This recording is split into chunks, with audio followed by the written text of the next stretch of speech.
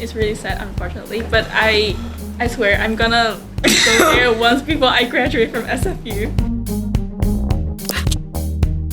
Hey everyone! So today I'm here with Daphne, who works here with me at CISM, but also goes to SFU like me. So Daphne, how are your courses so far? Well, my courses are doing great, but I have my Japanese in class quiz today, and I just got kicked out in the middle of the quiz by Zoom. So yeah. That's the online learning fun. Yeah, that happens all the time. Or have you had a prof yet that doesn't really know how to use it, and they'll just be like talking on mute for like 5 minutes, and you're like in the chat like, still can't hear you, professor, like it's still, and then he'll just end. Yeah. But yeah, it's a challenge, very fun to navigate so far. So today I was actually hoping to tell like other international students who happen to go to SFU about the different services that they have access to just through their tuition, not even for extra cost. And a lot of these services are still available entirely virtually. So Daphne, I was hoping to get us started with explaining a bit about academic advising and how that's working right now.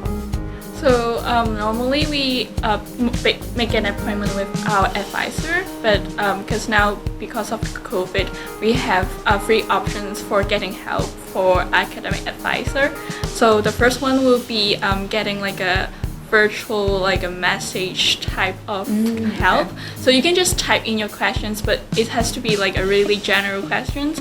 If you want to ask more complicated questions, you might have to make an appointment with your advisor. So the option 2 will be like a drop-in section. So they have like office hours every day. I think it's from 11:30 to 12:30, and the second section is from 1:30 to 3:30 from Monday to Friday.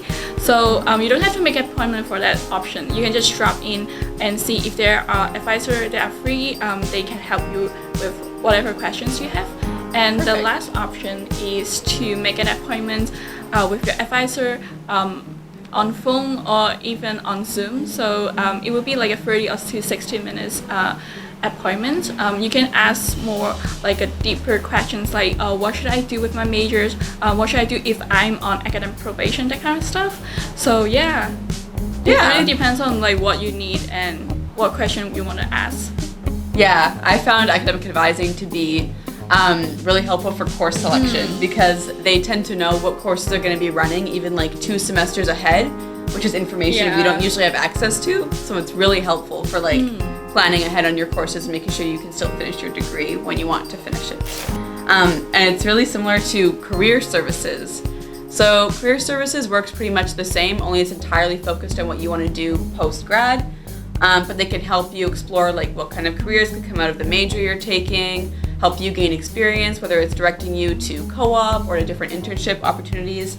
And then they also help you with the job search section. So when you're trying to get a job post-grad, you can go to them and they'll actually connect you with employers, which can be really helpful. And they also host a lot of events. So 2 virtual ones coming up are, there's one for all undergrad students, but especially students in environment and arts and social science to learn about what it would be like to work with the federal government. And then there's one for business stats and comp sci students with an employer called FDM. So they can learn all about how those companies work and what to do to make your application stand out. So definitely check them out. They're like if you already go to your co-op advisor, you should check them out as well. I heard that they also have resume and cover letters. So and interview help. So same way with advising, you can book one-on-one appointments. Bring in your resume, bring in your cover letter, or in this case, share your screen, and they can help you edit or go through a practice interview with you, which is pretty useful if you're looking for jobs or a co-op even right now. Did you know anything about the academic writing assistance that's currently available through the library? Oh, so I've been there for a few times. I've been there to discuss my paper with like graduate students or even like a master students or PhD students. So for this time, I think you have to fill in a form called Up Ahead.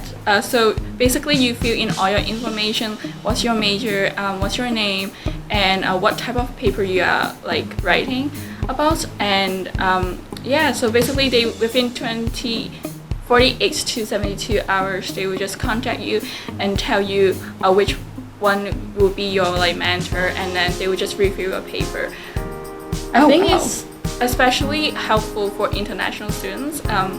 Especially if you're just like arrived in Canada, I think you might need more help, like with like grammatical, or sentence structures, that kind of stuff. Yeah, they have a lot of like writing peers in the library that are able to help you. So when you have a huge paper that's worth like 30% of your mark, 25% of your mark, I always suggest just running it by them because like they've had so much experience writing papers as a master's student. So they're definitely gonna know, and they're definitely a level up from like Grammarly check, you know.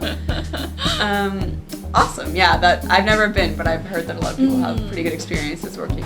Okay, and the last service is of course the medical services at SFU.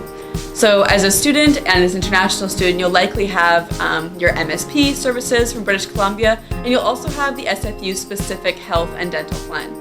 So that means you can access a bunch of medical services at SFU, like seeing a doctor for anything that's not too intense where you'd have to go to the hospital for it.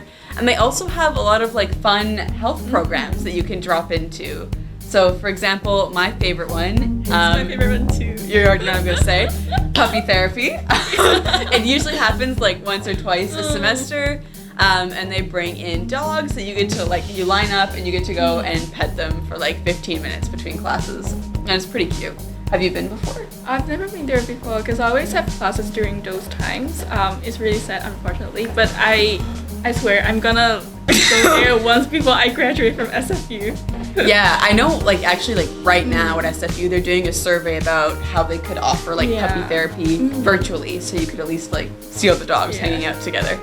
And then of course if you need like a different type of mental health support, they also have counselors and psychologists available to you for regular appointments, for drop-in programs, and online through MySSP. Yeah. Have you used MySSP? No, not yet, but I know they're there. Yeah. So they're usually, I think there's actually an app for it, but it's just like free 24/7 access to any people if you need support or help at whatever time. It doesn't matter where you are in the country right now, but as long as you're an SFU student. And then another one, I don't know if you've heard about this, but they have, like as I mentioned, they have a lot of different health events where they'll have like mindfulness sessions, meditation sessions, they'll put out like little courses on how to reduce anxiety, but they also sometimes offer yoga and sometimes like with rabbits? And it'll be like with buddies, so you get to go to like the yoga studio on SFU by the gym and go into a yoga class and I've never done this, but I've heard of it, and you get to do yoga with bunnies, which could be quite relaxing. I mean, I'd be scared about crushing the bunny, but I know it tends to like the tickets fill up and it gets really full, so that's another service that you could also use as a part of SFU medical services. Yeah, so I hope that was helpful for you guys. There's actually quite a few services out there on Canadian universities that you technically do pay for in your tuition and like activity fees, but then you don't even know about them. Like the academic writing one you mentioned with like... the academic writing one. There's also a website called Write Fast. So it's like a free website. You can just upload your assignment or even your paper, and then people would just like comment below and... Yeah, which is like insane. Someone will just peer review your work for you without you even, like for free, without you asking. Yeah. So services like that you might not even know are around are really helpful to know about. So I hope that if you're going to SFU, you'll keep those 4 services we mentioned in mind, and then you'll be ready to go.